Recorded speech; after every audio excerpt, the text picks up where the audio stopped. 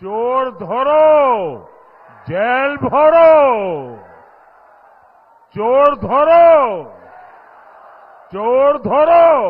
নমস্কার, বাংলা বার্তা থেকে বলছি সন্ময় বন্দ্যোপাধ্যায়। নির্বাচনী উত্তাপ, নির্বাচনী উত্তেজনা ক্রমাগত বাড়ছে। ভারতবর্ষের প্রধানমন্ত্রী একদিনে ভাটপাড়া, হুগলি, পুরসুরা, হাওড়াতে সভা করে দিল্লির পথে উড়ে গেলেন। একদিনে ৭৩ বছরের একজন ভারতবর্ষের প্রধানমন্ত্রী 4টে সভা করলেন এবং খুব ইন্টারেস্টিং কিছু বাংলায় কথা বললেন। আমরা সেটা দিয়ে আজকে শুরু করলাম, চোর ধরো জেল বড়। নির্বাচনী উত্তাপ কিন্তু ক্রমশ বাড়ছে এবং সেই সময় বিভিন্ন ধরনের ন্যারেটিভ বাজারে ছড়ানো হচ্ছে। আপনারা দেখেছেন যে ভিডিও ভাইরাল করে করে সন্দেশখালীর মহিলাদের ওপর অত্যাচারটাকে ঘেঁটে দেওয়ার একটা ন্যারেটিভ তৈরি করা হচ্ছে এবং তাতে পা দিচ্ছেন ইলেকট্রনিক্স মাধ্যম এবং প্রিন্ট মিডিয়ার কিছু সংবাদ মাধ্যম পরিকল্পিতভাবে। আমরা সে নিয়ে তো অনেক কথা বলি, কিন্তু আজকে যে বিষয় নিয়ে কথা বলতে এসেছি সেটা হচ্ছে পশ্চিমবঙ্গের নির্বাচনী রেজাল্ট কী হবে, পশ্চিমবঙ্গের নির্বাচনে কি কে কটা আসন পেতে পারে। আমরা বিভিন্ন লোকজনের সঙ্গে কথা বলেছি। সাংবাদিক নির্মাল্য মুখোপাধ্যায়ের কথা বলেছেন, তিনি বলেছেন 23+ বিজেপি পেতে পারে। কেউ আবার বলছেন যে না 20-21 দুটো দলই পেতে পারে। বিভিন্ন ধরনের ন্যারেটিভ বাজারে আসছে এবং সেটা নিয়ে আমরা আলোচনা করছি, শুনছি। আজকে আপনাদের এমন একটা ভিডিও দিয়ে শুরু করব যেখানে এনডিটিভি তাদের একটা রিপোর্টে পরিষ্কারভাবে বলছেন যে 5% ভোট এপাশ ওপাশ হয়ে গেলে, ভালো করে খেয়াল করবেন, 5% ভোট এপাশ ওপাশ হয়ে গেলেই কিন্তু বিজেপি 31-এ পৌঁছে যেতে পারে। অর্থাৎ এই 5% ভোট সবটাই বিজেপি পেল তৃণমূল থেকে, এমন নয়। কিন্তু তৃণমূল থেকে সেই ভোটটা হয়তো সিপিএম কংগ্রেসও পেয়ে গেল এবং তৃণমূলের ভোট পার্সেন্টেজ যদি 5% কমে যায় তাহলে কিন্তু সংখ্যাটা 31-এ পৌঁছে যেতে পারে বিজেপি। তৃণমূল কংগ্রেস কটা পাবে তাহলে কি 10টা?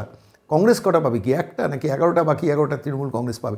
এই নিয়ে জোর জল্পনা চলছে। আমরা আজকের এই প্রতিবেদন শুরুর পর্বে আমরা সেই এনডিটিভির ছোট্ট একটা ক্লিপিং आगे देखिए। अब बीजेपी को कितना फायदा होगा ये भी फटाफट नजर डाल लेते हैं कि बीजेपी को 2019 की अगर हम बात करें तो 18 सीटें मिली थी और अगर 5% टीएमसी का वोट छिटक कर उसके खाते में आता है तो ये सीटों की संख्या हो जाती है 31। तो ये पूरी দেখুন সবটাই হাইপোথেটিক্যাল, অর্থাৎ সবটাই জল্পনা কল্পনা। এক একটা সংবাদ মাধ্যম তাদের নিজস্ব তথ্য পরিবেশন করে, সেই তথ্যগুলো নিয়ে আপনাদের কাছে আসি। আমরা বারবার অতীতে দেখিয়েছি, যখন প্রিপোল সার্ভে হয়েছে জানুয়ারি মাস থেকে এপ্রিল মাস পর্যন্ত বিভিন্ন সংবাদ মাধ্যম, সেখানে TV9 তার সার্ভেতে দেখিয়েছিল 26 পাবে বিজেপি, তৃণমূল কংগ্রেস পাবে 16টা আসন।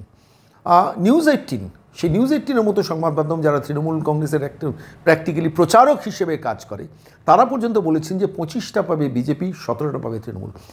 সি ভোটার এবিপি আনন্দ তার সমীক্ষায় দেখিয়েছিল যে 23টা পাবে তৃণমূল কংগ্রেস, 19টা পাবে বিজেপি। সেখানে কংগ্রেসকে কোনো সিটই দেয়নি। 23 তৃণমূল, 19 বিজেপি। সেটা সি ভোটার সমীক্ষা দেখিয়েছিল।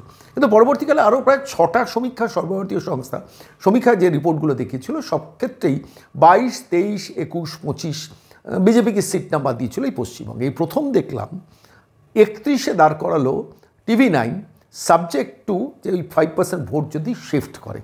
খুব ইন্টারেস্টিং সার্ভেটা আমার মনে হয়েছে। 5% ভোট কখন শিফট করে, কীভাবে শিফট করে, আজকে আপনাদের আমি সামগ্রিকভাবে কিছু তথ্য দিয়ে কিছু বিশ্লেষণ আপনাদের কাছে রাখবো। সেটা ঠিক কি ভুলে অবশ্যই আপনারা কমেন্ট বক্সে লিখবেন। কিন্তু আমি আজকে এই মুহূর্তে দাঁড়িয়ে একটা খুব বিশেষ ঘটনার দিকে আপনাদের দৃষ্টিপাত করছি। একটু ভালো করে খেয়াল করে দেখুন। আচমকা তৃণমূল কংগ্রেস বলতে শুরু করেছেন, আমি দেখলাম রাজদীপ সরদেশাই পর্যন্ত বলতে শুরু করেছেন যে বিজেপি অত অ্যাবসোলুট সমর্থন পাবে না।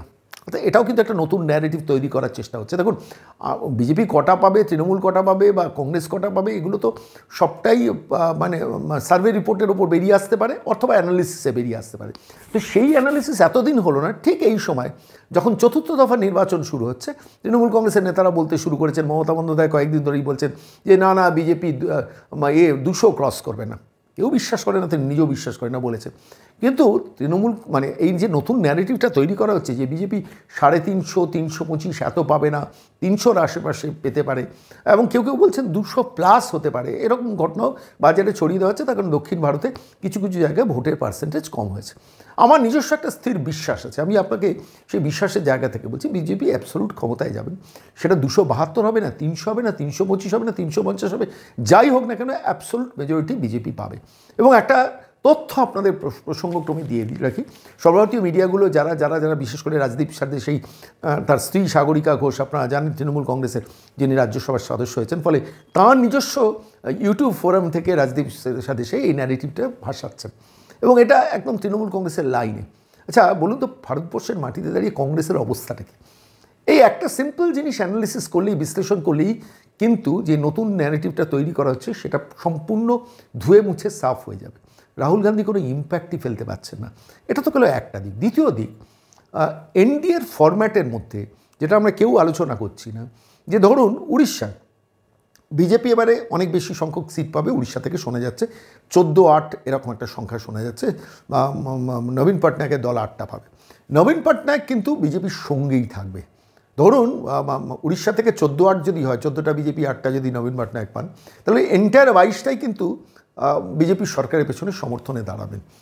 জগমোহন রেড্ডি, যিনি ওয়াইএসের কংগ্রেসের আছেন অন্ধ্রপ্রদেশে, তিনিও কিন্তু বিজেপির ফোল্ডের মধ্যেই আছেন।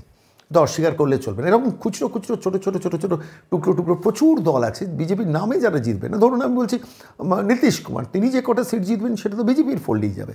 কিংবা ধরুন মহারাষ্ট্রের মাটিতে দাঁড়িয়ে অজিত পাওয়ারের গ্রুপ কিংবা একনাথ সিন্ডের গ্রুপ যারা যে সিটগুলো পাবে সেটা তো বিজেপির সাপোর্টেই যাবে। এবং টুকরো টুকরো ছোটো ছোটো অনেক রাজনৈতিক দল আছে যারা লোকসভার সিট জিতলে সেটা কিন্তু বিজেপির ফোল্ডেই যাবে।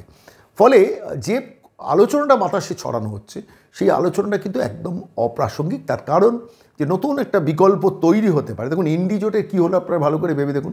ডিসেম্বর মাসে গত মিটিং হলো, জানুয়ারি মাসের লাস্ট 3rd উইকে একটা মিটিং হলো, তারপরে ইন্ডি জোট হাওয়া, ভারতবর্ষের মাটি থেকে ইন্ডি জোট হাওয়া হয়ে গেল। এখন প্রশ্নটা হচ্ছে সেই ইন্ডি জোটকে আবার বাঁচিয়ে তোলা যাচ্ছে না, ফলে বিজেপি অত সিট পাবে না ধরনের এই ধরনের একটা ন্যারেটিভ তৈরি করা হচ্ছে সর্বভারতীয় ক্ষেত্রে। এবং পশ্চিমবঙ্গের ক্ষেত্রে আসি, যেটা নিয়ে আপনাদের জানার খুব আগ্রহ। এই মুহূর্তে নির্বাচন চলছে, 8টি কেন্দ্রে নির্বাচন চলছে এবং অনেক যারা রাজনৈতিক বিশ্লেষক এই বাংলার মাটিতে দাঁড়িয়ে অনেকে যারা কথা বলেন, আমি তাদের কথা শুনি। এবং সাংবাদিক সুমন চট্টোপাধ্যায় বলছিলেন যে 8টার মধ্যে 2টো সিট তৃণমূলের কনফার্ম, কিন্তু বাকি 6টা সিট কিন্তু তার কথা অনুযায়ী তৃণমূলের দিকে নেই প্র্যাকটিক্যালি। এবং সেখানে সেটা কিন্তু আমার নিজস্ব বিশ্লেষণ তাই, যে 8টা সিটের মধ্যে 6টা সিট বিজেপি অ্যাবসলিউটলি জিতবে, যখন মধ্যবঙ্গে দক্ষিণবঙ্গে মানে এই নির্বাচনটা শুরু হচ্ছে। কিন্তু তৃণমূল কংগ্রেস কেন তো ডেসপারেট, আমি আজকে এই জায়গাটা একটুখানি বিশ্লেষণ করবো। তৃণমূল কংগ্রেস যে কেন তো মরিয়া, একটু ভালো করে খেয়াল করে দেখবেন। আমি বলছি বলে না, তৃণমূল কংগ্রেস ডেসপারেট হচ্ছে। এই ভিডিও ভাইরাল করে সন্দেশখালীর মহিলাদের অত্যাচারের কাহিনীটাকে মিনিমাইজ করে দেওয়ার চেষ্টা করা হচ্ছে। এবং খেয়াল রাখবেন এবিপি আনন্দ এর শরিক হয়েছে। এবিপি আনন্দ জি24 ঘন্টা এর নিউজ 18 তো আছেন, তারা এর শরিক হয়েছে। বারবার ভাইরাল ভিডিও বলে চালানো হচ্ছে। কিন্তু মহিলারা এখনও ওখানে যারা মুখ খুলছেন, কথা বলছেন, একমাত্র দেখছি TV9, সিএন বাংলা এবং অবশ্যই রিপাবলিক বাংলা, এরা কিন্তু ওখানকার অত্যাচারিত মহিলারা যারা মুখ খুলেছেন তাঁদের কথাটা কিন্তু সম্প্রচার করছে। এবিপি আনন্দ সেদিকে যাচ্ছেই না, শুধু স্টুডিওতে বসে ভাইরাল ভিডিও বলে ওই সন্দেশখালীর ফ্যাক্টরটাকে ডিমোরালাইজ করা হচ্ছে। মানে না মহিলাদের ওপর ওসব অত্যাচার হয়নি, শেখ শাহজাহান চুরি করেছেন ঠিকই, কিন্তু মহিলাদের শ্লীলতাহানি করেননি। একটা নতুন ন্যারেটিভ বিল্ড আপ করার চেষ্টা হচ্ছে। সতর্ক থাকবেন। আমি আবার বলছি, সব সংবাদ মাধ্যম সম্বন্ধে সতর্ক থাকবেন। আমি coming back to the point, যে এবারে তৃণমূল কংগ্রেস এত ডেসপারেট কেন, তৃণমূল কংগ্রেস ভয়টা পাচ্ছে কেন? দেখুন আমি প্রথম কথা বলি, 9টা সার্ভে ওপিনিয়ন পোলে দেখা গেছে একমাত্র সি ভোটারে তৃণমূল কংগ্রেস 23টা পেয়েছে পশ্চিমবঙ্গে, 19টা পেয়েছে বিজেপি। খুব ক্লোজ কন্টেস্ট হয়েছে সেখানে, একমাত্র সি ভোটারের একটা সমীক্ষা। পরবর্তীকালে সেই সি ভোটারের সমীক্ষাও আবার সিচুয়েশনটা বদলে দিয়েছে। সবটাই যদি 20, 21, 22-এ বিজেপি রোল করে এবং সেইখানে যদি ফ্লোটিং ভোটার 14%, 15% যারা কোনো সংবাদ সমীক্ষকের কাছে মুখ খোলেন না, এরা কিন্তু সাইলেন্টলি যদি রিভোল্ট করেন, সংখ্যা কিন্তু বদলে যায়। এইখানেই আমি যে ভিডিওটা আপনাদের দেখালাম, এনডিটিভির ভিডিওটা, যে ভিডিওতে পরিষ্কার বলছেন 5% এপাশ ওপাশ হয়ে গেলেই বিজেপি কিন্তু 31-এ পৌঁছে যেতে পারে এই পশ্চিমবঙ্গে। সেই তথ্যটা দেওয়ার পেছনের কারণ আমার মনে হচ্ছে ওই ফ্লোটিং ভোটাররা যদি রিভোল্ট করে এই ফ্যাক্টরটাকে কিন্তু তারা কাউন্ট করেছে। আমি আজকে আপনাদের সামনে প্র্যাকটিক্যালি 6টা ফ্যাক্টরকে খুব হাইলাইট করবো, মানে যেটা আপনাদের সামনে বলবো, একটু ভালো করে ভেবে দেখবেন আমি ঠিক বলছি না ভুল বলছি। আমার প্রথম যেটা মনে হয়েছে, দেখুন এবারের নির্বাচনে আইএসএফ কিন্তু একটা ফ্যাক্টর, সিপিএমের সঙ্গে তারা যায়নি। নৌসাদ সিদ্দিকীর দল আইএসএফের ফ্যাক্টর। সেই নৌসাদ সিদ্দিকীর দল বিভিন্ন জায়গায় মাইনরিটি ভোটটা অনেকটা কামড়ে কেটে বার করে দিচ্ছে। দেখুন অ্যাভারেজ পশ্চিমবঙ্গে 30% মাইনরিটি ভোটার আছে, কিন্তু কোনো বিধানসভায় তো 50%, 55%, 65% পর্যন্ত মাইনরিটি ভোটার আছে কোনো লোকসভায়। আবার কোনো জায়গায় 5%, 4%, 8% মাইনরিটি ভোটার আছে। এবার নৌসাদ সিদ্দিকীর দল যদি আইএসএফ প্রচুর ভোট কেটে নেয় মাইনরিটি ভোটারের ক্ষেত্রে, তাহলে কিন্তু সমস্যা বাড়তে পারে। আমি যেমন একটা স্যাম্পল উদাহরণ আপনাদের কাছে আমি দিচ্ছি, যে আমডাঙ্গা বিধানসভা, যেটা ব্যারাকপুর লোকসভায় অর্জুন সিং গতবার 14,000 ভোটে জিতেছিলেন, তো সেই আমডাঙ্গাতে মাইনরিটি অধ্যুষিত 41.3%, 41.3% মাইনরিটি আছেন ব্যারাকপুর কনস্টিটিউয়েন্সির মধ্যে, লোকসভা কনস্টিটিউয়েন্সির মধ্যে। সব থেকে বেশি মাইনরিটি ভোটার কিন্তু এই আমডাঙ্গা বিধানসভা কেন্দ্রে। এবার সেই আমডাঙ্গা বিধানসভা কেন্দ্রে আইএসএফ প্রার্থী দিয়েছেন, এবং সেই আইএসএফ প্রার্থী নির্বাচনী প্রচারে তৃণমূল কংগ্রেসকে টেক্কা দিয়ে দিচ্ছে।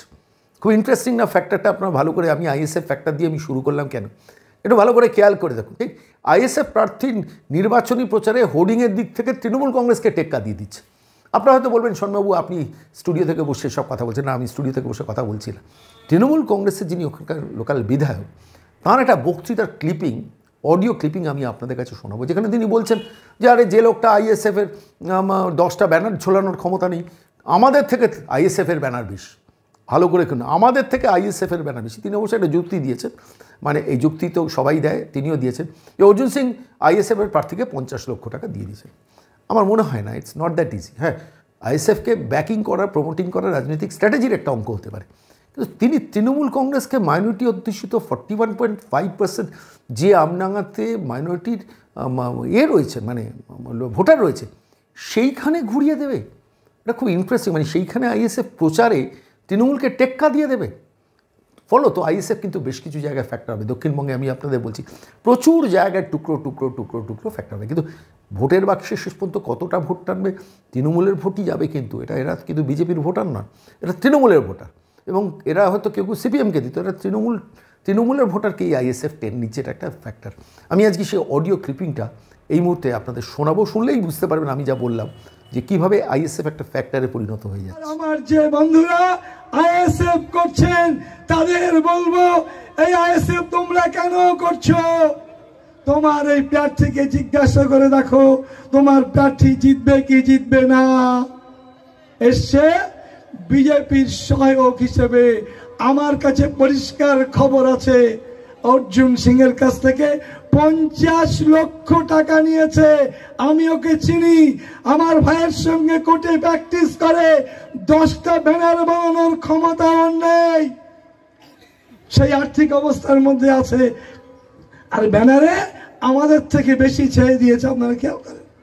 তাই বল, তৃণমূল কিন্তু এইটাকে ভীষণভাবে ভয় পাচ্ছে। তৃণমূল মারাত্মক ভয় পাচ্ছে, তার কারণ আইএসএফ যদি মাইনরিটি ভোটারে থাবা বসে, কেন তৃণমূল কংগ্রেস দলটা বেসিক্যালি মাইনরিটি ভোটারদের ভোটের ওপর নির্ভরশীল। দুধেল গাই বলেছেন মমতা বন্দ্যোপাধ্যায়, বিভিন্নভাবে তিনি মানে তোষণ করতেন, বিভিন্নভাবে তোষণের ফর্মুলা নিয়ে এই মাইনরিটি ভোটারদের কাছে টেনে নিয়ে আসার চেষ্টা করছেন। কিন্তু সেই মাইনরিটি ভোটাররাও কিন্তু এবার বুঝতে পারছে।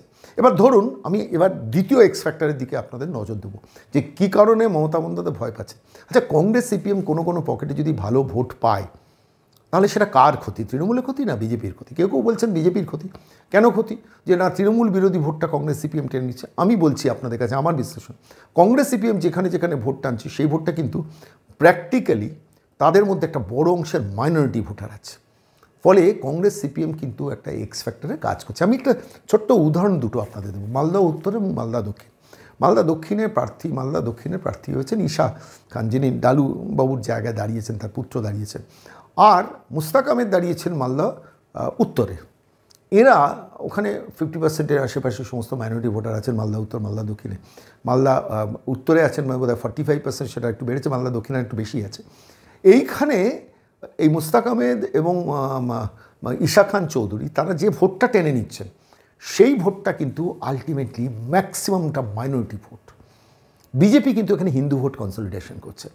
এবার এই ফাঁক দিয়ে বিজেপির বেরিয়ে যাওয়ার সম্ভাবনা কিন্তু মারাত্মক তৈরি হচ্ছে। ফলে এখানে কংগ্রেস সিপিএমের ফ্যাক্টরটা কিন্তু আলটিমেটলি ডিভিডেন্ড দিচ্ছে বিজেপিকে।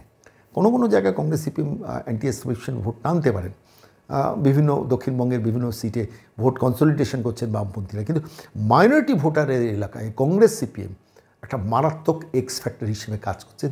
মমতা বন্দ্যোপাধ্যায় সাংঘাতিক ভয় পাচ্ছেন এটাকে, কেন কংগ্রেস সিপিএম এখন আদা জল খেয়ে নেমেছেন। ধরুন মোহাম্মদ সেলিম মুর্শিদাবাদে, অধীর চৌধুরী বহরমপুরে, এইসব জায়গাগুলোতে তারা আদা জল খেয়ে নেমেছেন। বহরমপুরেও প্রায় 50%-এর ওপরে, 52% বোধহয় মাইনরিটি ভোটার আছেন। মোহাম্মদ সেলিম যেখানে মুর্শিদাবাদে প্রচুর মাইনরিটি ভোটার আছে।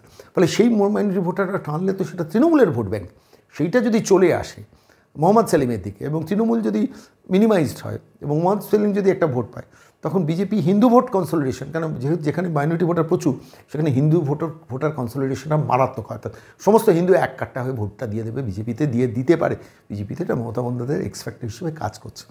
ফলে এবার তৃতীয় এক্স ফ্যাক্টরের কথাটা বলি। তৃতীয় এক্স ফ্যাক্টর কিন্তু মাইনরিটি এক্স ফ্যাক্টর, অর্থাৎ যারা মুসলিম সম্প্রদায়ের মানুষ তাঁরা এক্স ফ্যাক্টর। এবার এক্স ফ্যাক্টর বলতে আমি যেটা বোঝাতে চাইছি যে মাইনরিটি ভোটাররা এতদিনভাবে চোখ বন্ধ করে বিজেপিকে ঠেকানোর জন্য তৃণমূলকে বাঁচতেন।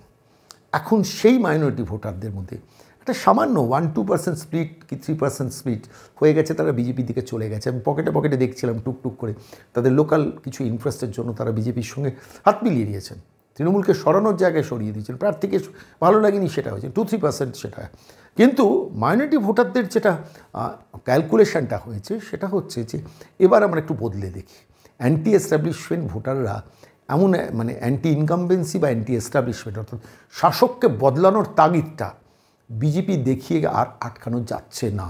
গান্ধী মূর্তি, মাতঙ্গিনী হাজরার মূর্তির পাদদেশে যে ছেলেমেয়েগুলো বসে রয়েছে, গ্রাম বাংলার অসংখ্য মুসলিম শিক্ষিত ছেলেমেয়ে যারা দিনের পর দিন চাকরির জন্য হন্যে হয়ে ঘুরেছে, চাকরিটা পাচ্ছেন না শুধু এই চোর সরকারের জন্য, তারা কিন্তু দলবদ্ধভাবে যদি সিপিএম কংগ্রেসের দিকে দেন, আইএসএফের দিকে দেন কিংবা নোটাতে দেন, ফলে ultimately that's a loss for Trinamool Congress. Trinamool Congress আর ওই 30%-এ আমি অ্যাবসোলিউট মেজরিটি এই অঙ্কটাতে কিন্তু তৃণমূল কংগ্রেস আর জিতে পারছে না। This is becoming a factor. Trinamool Congress এই ডেসপারেশন যে তৃণমূল কংগ্রেস প্রচুর ভোটে হারতে পারে, প্রচুর সিটে হারতে পারে, এই যে সম্ভাবনাটা তৈরি হচ্ছে, মমতা অভিষেক দুজনেই বুঝতে পেরেছেন, যার জন্য সব কিছু গুলিয়ে দাও, সন্দেশখালিটাকে গুলিয়ে দাও, মহিলাদের উপর কোনো অত্যাচার হয়নি, 239টা জমি শেখ শাহজাহানের কাছ থেকে নিয়ে ফেরত দিতে হয়েছে, সেটা ফ্যাক্টর নয়। মহিলারা 2000 টাকার বিনিময়ে তাদের দেহ বিক্রি করেছেন। এইভাবে সন্দেশখালীর মহিলাদের নিচে নামানো, ছোট নামানো করার খেলার মধ্যে লুকিয়ে রয়েছে একটা অদ্ভুত ধরনের ডেসপারেশন। সেই ডেসপারেশনটার জন্যই আজকে এইসব পরিস্থিতিগুলো তৈরি হচ্ছে। এবং আমার পরবর্তী যে ফ্যাক্টরটা মনে হচ্ছে বাংলার রাজনীতিতে, যেটাই বেসিক্যালি এবার নির্বাচনটা পরিচালনা করছে এবং দক্ষিণবঙ্গে সেটা তৃণমূল কংগ্রেস মানেই চোর, এটা মানুষ বিশ্বাস করে নিয়েছে। আমি এমন তৃণমূল কংগ্রেসের পরিবারের লোকজনের আমি নাম বলছি না, তারা বিড়ম্বনায় পড়বেন, বলে আমার হাজব্যান্ড তৃণমূল কংগ্রেস করে, আমি এই দলটাকে দেবো না, দরকার হলে নোটায় ভোট মারবো, এদের দেবো না।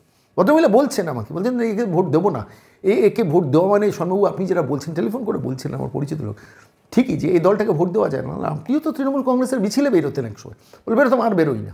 আমার স্বামীকে বলি তুমি তৃণমূল করো ঠিক আছে, কিন্তু তোমার দলকে আমি ভোটটা দেবো না। এই যে জায়গাটা তৈরি হয়েছে, মানে তৃণমূল মানেই চোর, এবং তৃণমূলকে ভোট দেওয়া মানে চোরের সংখ্যা বৃদ্ধি হওয়া, প্রতিদিন চোর বৃদ্ধি হওয়া, প্রতিদিন তোলাবাজ বৃদ্ধি হওয়া, কাটমানি, কমিশন, ঘুষ, লাল চুল, কানে দুল সংখ্যা বৃদ্ধি হবে, রেশনের চাল লুট হবে, মানুষের অধিকার লুট হবে, প্রকল্প লুট হবে, চাকরি লুট হবে, বিদ্যুতের দাম আকাশ ছোঁয়া হয়ে যাবে। সারা ভারতবর্ষের মধ্যে এখনই বিদ্যুতের দাম পশ্চিমবঙ্গে সব থেকে বেশি, সারা ভারতবর্ষের সমস্ত রাজ্যের মধ্যে এখনই তেলের দাম সব থেকে বেশি। ফলত আলটিমেটলি অ্যান্টি ইনকামপেন্সি ভোটটা কিন্তু মারাত্মক হচ্ছে, যেটা প্র্যাকটিক্যালি তৃণমূল মানেই চোর, এই পারসেপশনটা কিন্তু মানুষের মনে গেঁথে গেছে, এখান থেকে বেরোনোর স্কোপ কিন্তু নেই।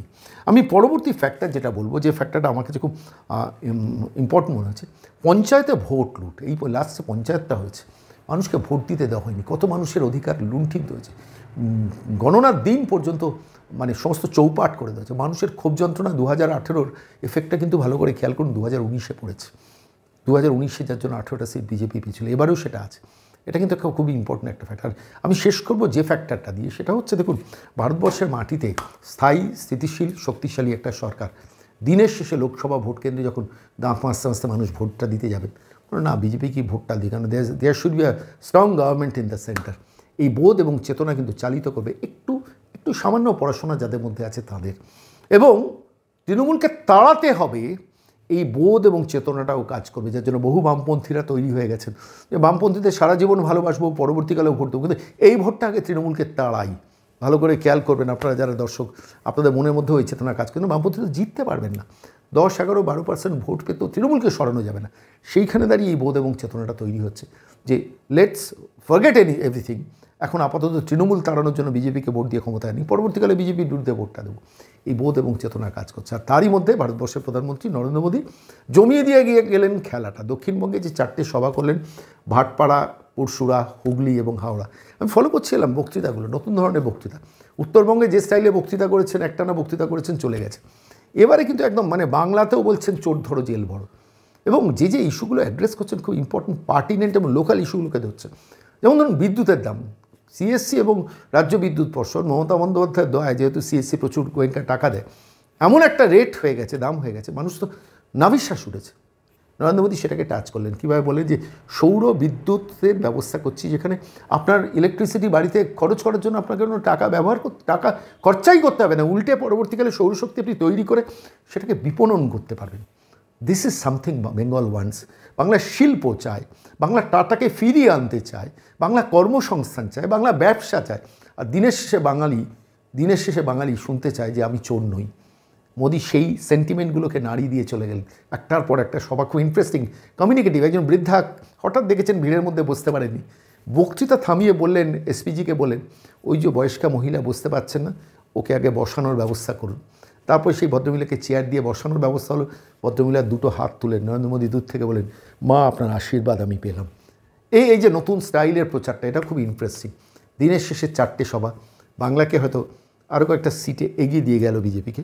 কিন্তু মোদিজির এই সভাগুলোর কিছু ক্লিপিং টুকরো আমার মনে হলো আজকের এই প্রতিবেদন শেষ করার পর অবশ্যই আপনাদের টুকরো কয়েকটি ক্লিপিং দেখানো দরকার, সেগুলোই দেখুন। আমরা সেই হেলিপ্যাড গ্রাউন্ডের পাশে দাঁড়িয়ে আমি ওয়াসিমকে দেখাতে বলবো প্রধানমন্ত্রী নরেন্দ্র মোদী যে হেলিকপ্টারে উঠবেন তার সামনে সার দিয়ে দাঁড়িয়ে রয়েছেন বিজেপি কর্মী সমর্থকরা, বিজেপির নেতারা বলা ভালো, তারা দাঁড়িয়ে রয়েছেন নরেন্দ্র মোদীকে আপাতত চুচুড়া থেকে বিদায় জানানোর জন্য। সবাই গেরুয়া উত্তরীয় গলায় দিয়ে তারা হেলিকপ্টারের সামনে দাঁড়িয়ে রয়েছেন দেখতে পাচ্ছেন, এবং মাঠের ওপাশ থেকে নরেন্দ্র মোদীর কনভয় ঢুকছে হেলিপ্যাডে।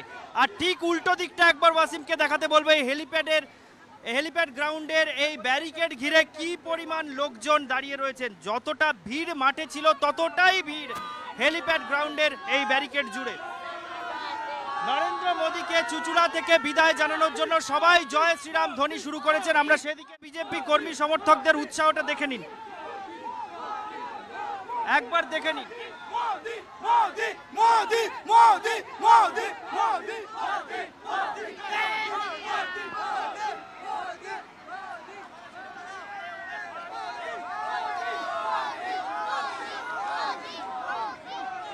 এইটা বিজেপি কর্মী সমর্থকের প্রধানমন্ত্রীর সভা অনেকক্ষণ আগে শেষ, তিনি বেরিয়েও গেছেন।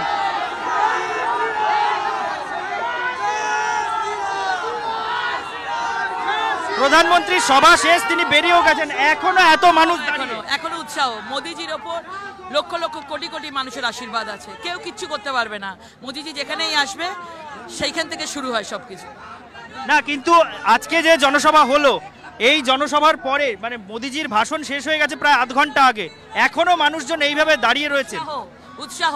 এবার হুগলিতে তৃণমূল তো নেই, তৃণমূলের সভা খালি, এবং এই হুগলিতে আবার ভারতীয় জনতা পার্টি আসছে এবং ডবল হতে দিচ্ছে। যে আবার শিল্পের সম্ভাবনা আছে এখানে, করাপশনের গভর্নমেন্টকে তাড়িয়ে দিয়ে যুবকদের জন্য, আগামী মায়েদের জন্য, পরিবারের জন্য শিল্প বাংলাতে আসবে। আর এখান থেকে এখন ফিরে পরবর্তী গন্তব্যে যাওয়ার আগে এই বিপুল কর্মী সমর্থকদের উদ্দেশ্যে কি বার্তা দেবে? সবাইকে বলবে সবাই একসাথে জয় শ্রীরাম, জয় শ্রীরাম। একবার সমর্থকদের জয় শ্রীরাম, জয় শ্রীরাম। आपकी बिजली का बिल जीरो करना चाहता है, जीरो।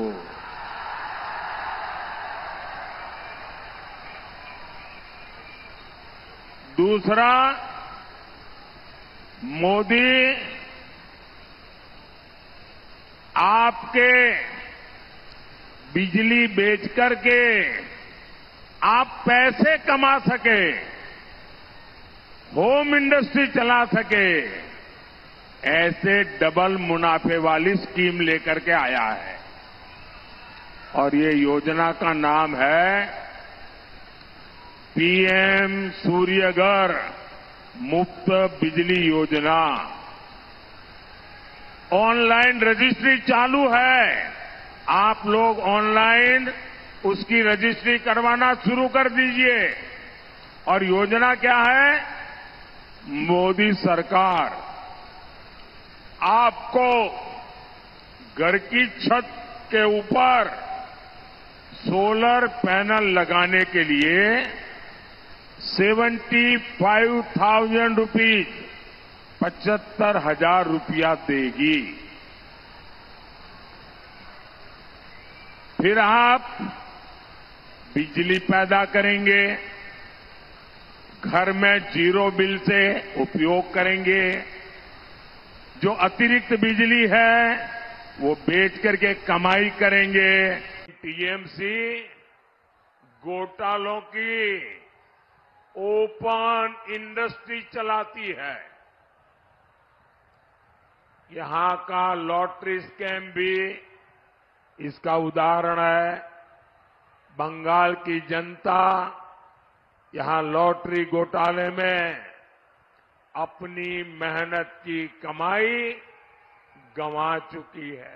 टीएमसी संदेश खाली में हर हथकंडा इस्तेमाल कर रही है, लेकिन मैं आप सभी को गारंटी देता हूं, टीएमसी का कोई भी अत्याचारी, टीएमसी का कोई भी अत्याचारी बच नहीं पाएगा।